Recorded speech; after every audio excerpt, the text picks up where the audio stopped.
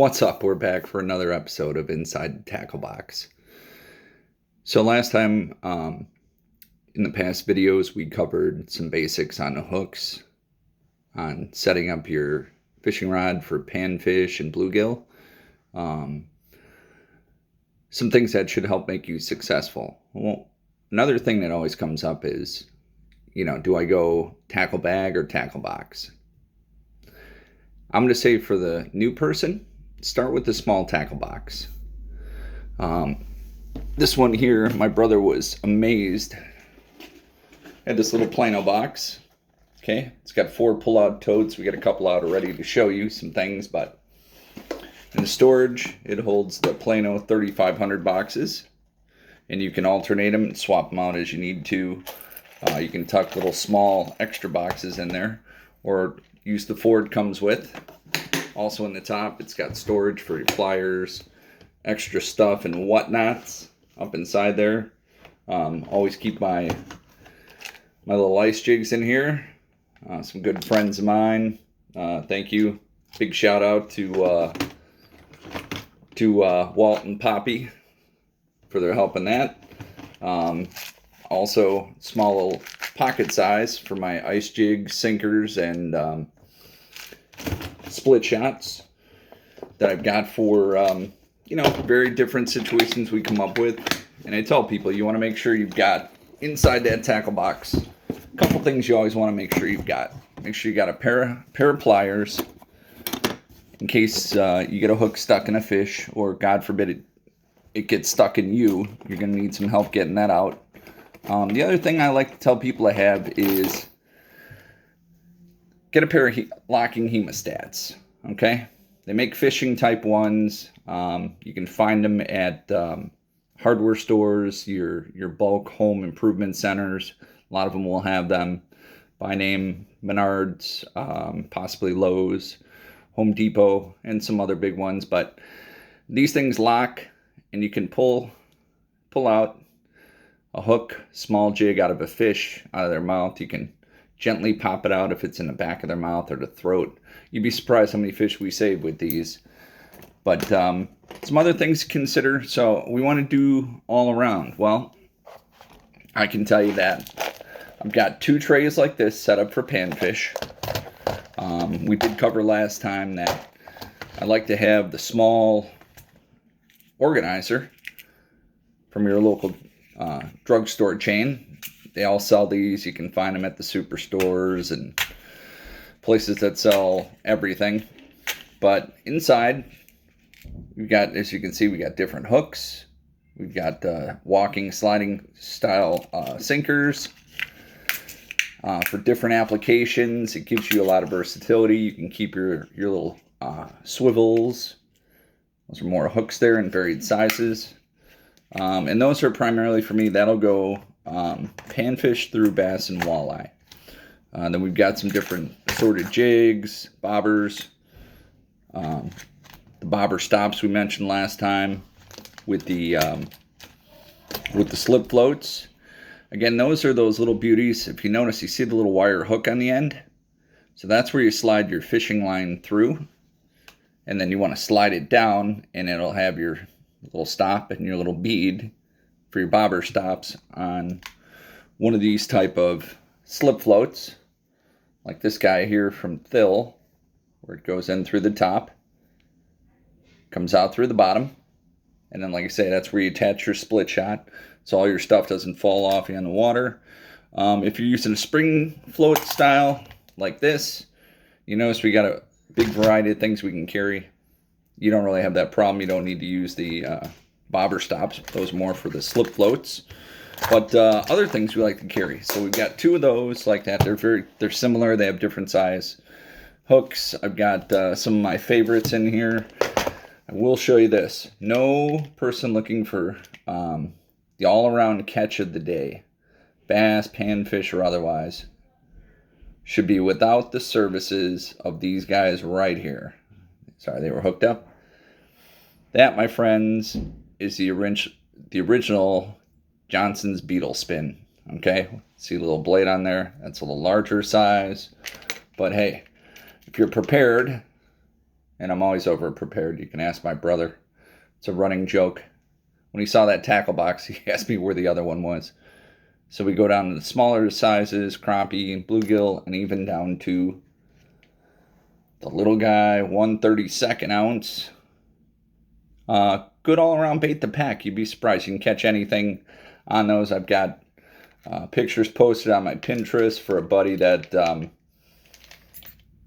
caught a 3.5-pound largemouth on a 1/32 ounce beetle spin. So they work. Use them. So anyway, we can show you 100 of those, but that doesn't get us all the way through today's video. But then I've got 2 other trays in here, and I've got them set up with, you notice, a bunch of crankbaits, and we've got inline spinners. We're going to show you more of that. Close the tackle box so we can show you guys out there what this is going to look like. And I know everybody loves to see what are people carrying in their tackle box. What do they got? Okay, so we had 2 Escape. We've got a nice Rebel jerkbait. That's in a nice small bass pond size. Good all-around size there. We've got little tiny husky jerk. Caught crappie, large hybrid sunfish, bass on these suckers. I mean, you can catch walleye, anything really will bite those. Then we've got some of my other favorites, the little Blakemore Roadrunner jig. This is a dynamite all-around pond, and even on the big lakes and what you call it. And what's funny is with the the revolution of these having the soft swim baits and jerk baits, and all the pros seeing these different ways to use them, that as I broke to a few of them as we work the 2000 Bassmaster Classic in Chicago. We've been working some of these finesse styles for a while. We're not an I told you so group. We're not a rub your nose in it, but it's a, hey, FYI. So you've got 2 different styles. These are the larger ones. You have the Indiana or Colorado style blade on that sucker. You see the offset, so you can Texas rig your plastic there as I catch my finger on that. Then you've got the one with the willow leaf. Okay, and you can see where you can put the larger soft jerk baits and swim baits on there. You can Texas rig them down, leave them so they're just exposed past the point, and those are dynamite for catching bass anywhere you go, anytime you do it.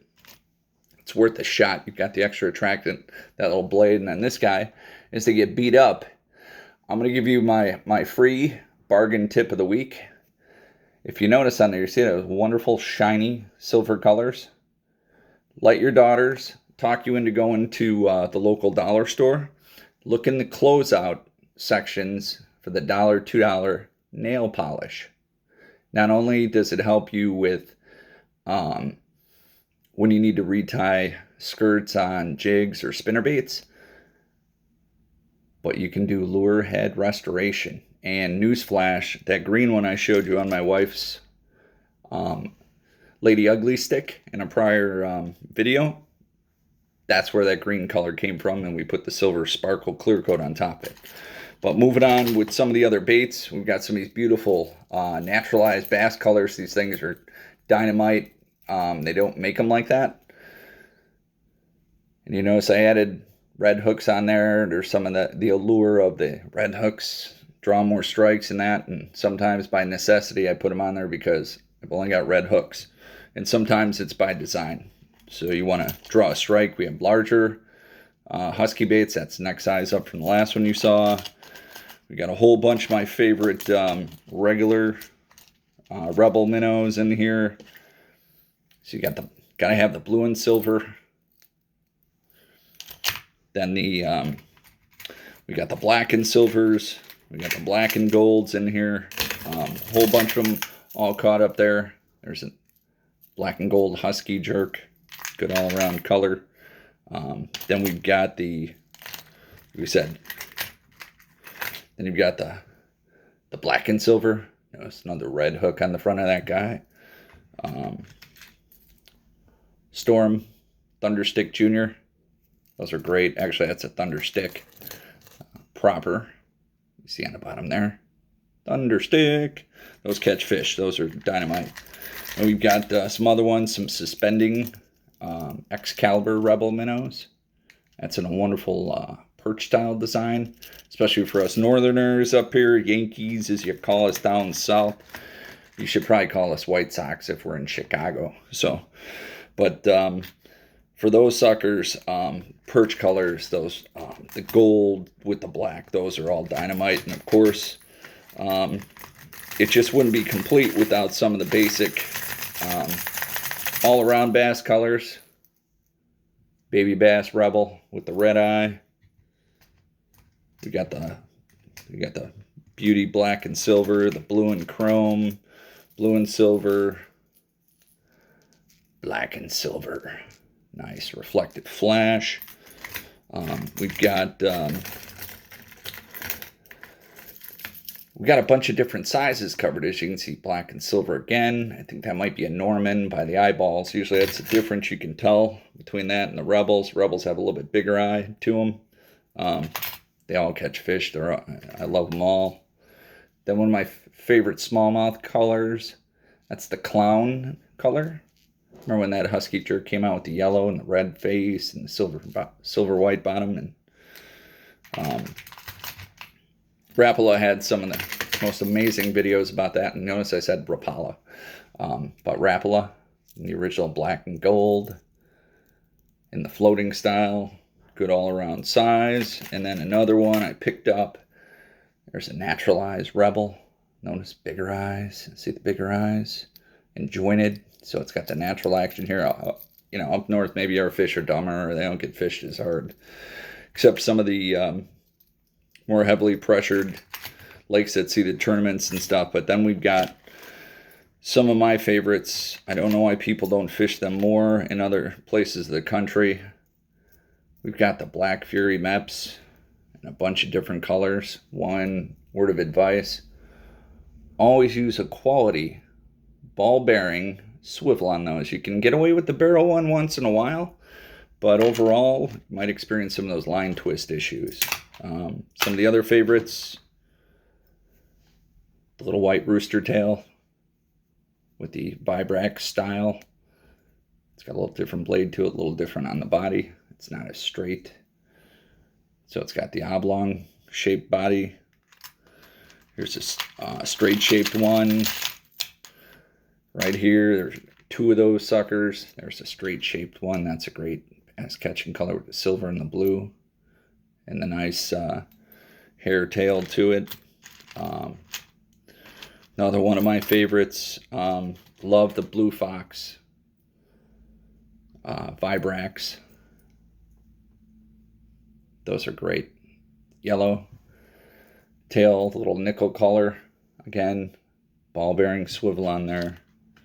You're gonna hear me beat that into your heads like there's no tomorrow, because you know what?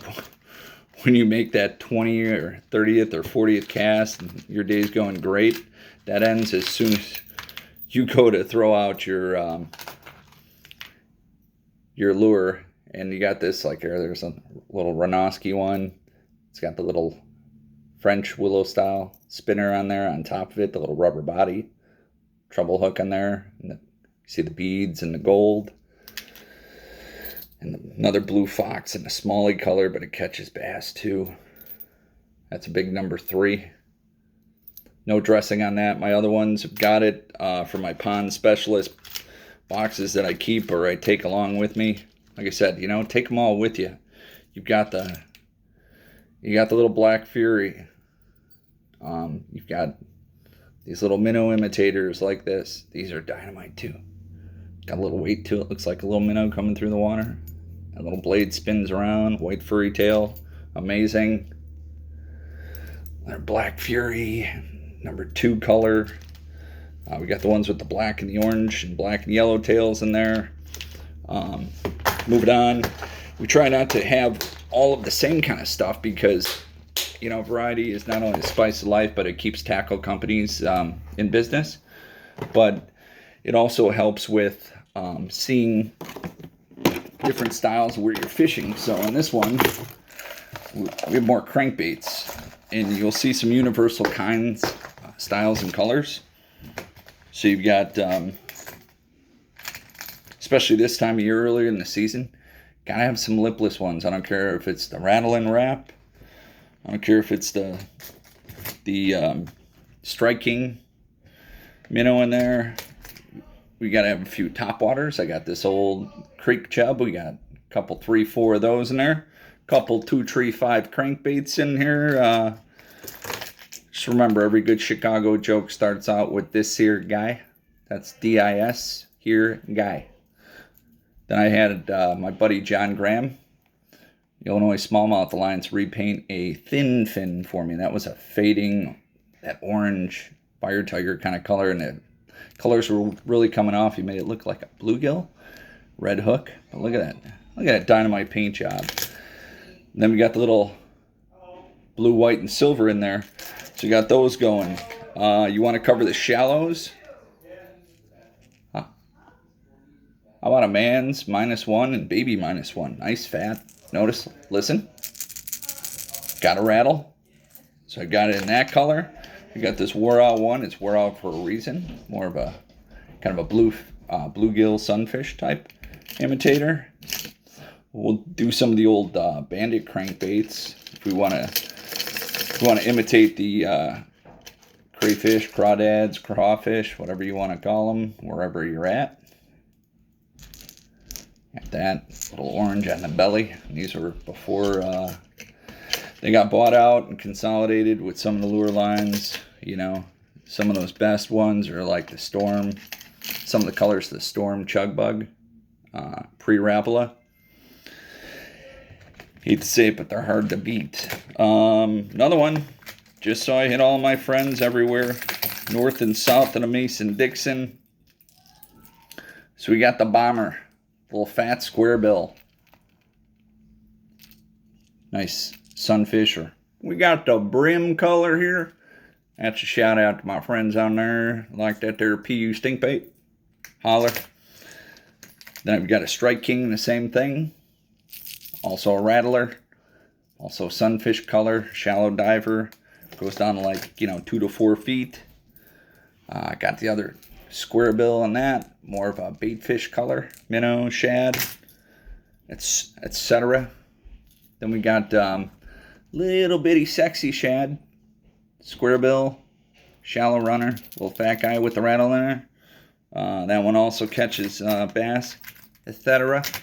Then we've got the miniature smalls in the lipless crankbaits. That's a little spot minnow. It's got the, if you notice, look at a reflective color finish. Gosh, if I lost this, I'd probably weep like a 4-year-old that skinned their knee falling off their bike. Then we've got the little rattling wraps. That's not just the hooks, that's the rattles. Then you can go with the Rebel and Bomber craw. Square bill again. Rattles, of course. Gotta have a rattle.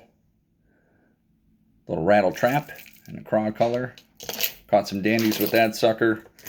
Like I said, a lot of it comes down to just making sure you have a good variety of baits. Things you can try. Aren't too big. I like to call them, they're the universal fish and salter. It's something you're going to throw that they want to go after. That's how my buddy hooks a 3-pound plus smallmouth on a 32nd ounce beetle spin. It doesn't have to be this old Denny Brower rattling torpedo by head. Doesn't have to be something that fancy, but these work. That's why they're in here. It could be something like that old, I always call them well used, broken in. It's got the witness marks, bait on it that the fish have hit. They're tearing it up because you see all the different marks on the bait from where it's rubbing cover, scratching off the logs, the rocks, and plenty of fish. And as we know about fishing's the same as racing. Rubbing's fishing, rubbing's racing. Okay? So I hope that helps you. Remember, variety's the spice of life when it comes to your fishing lures. You know, a few different colors, crayfish, baitfish, the black and white, black and silver colors. Whether it's, you know, the Rapala brand, like this guy, the Rebel Minnow, Strike King, you know, the old Normans, whatever it takes to catch fish. That's the way I look at it. And I hope you enjoyed yourselves. We're going to cover pond fishing next.